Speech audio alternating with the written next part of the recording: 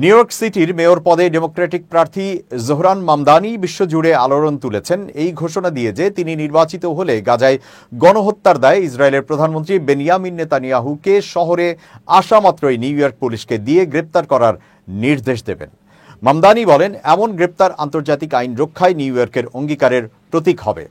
অপ্রত্যাশিতভাবে মার্কিন president Donald ট্রাম্পও মামদানির নির্বাচনী সম্ভাবনা নিয়ে মন্তব্য করেন। তিনি বলেন, মামদানির জয়ের সম্ভাবনা প্রবল এবং সেটি হবে জনগণের বিদ্রোহের ফলাফল। আগামী 4 নভেম্বর নিউ ইয়র্কে মেয়র নির্বাচন অনুষ্ঠিত হবে। মামদানি ডেমোক্র্যাট প্রার্থী হিসেবে প্রতিদ্বন্দ্বিতা করছেন। তার প্রতিদ্বন্দ্বীদের মধ্যে রয়েছেন রিপাবলিকান প্রার্থী কার্টিস স্লেওয়া, সাবেক গভর্নর অ্যান্ড্রু কুয়োমো এবং বর্তমান মেয়র এরিক অ্যাডামস। তবে ক্রমশ জোরালো হচ্ছে জল্পনা কল্পনা যে মেয়র অ্যাডামস নির্বাচনী দৌড় থেকে সরে দাঁড়াতে পারেন। এতে নির্বাচনের সমীকরণ মামদানি ও অন্য প্রতিদ্বন্দ্বীদের অনুকূলে আরও বদলে যেতে পারে।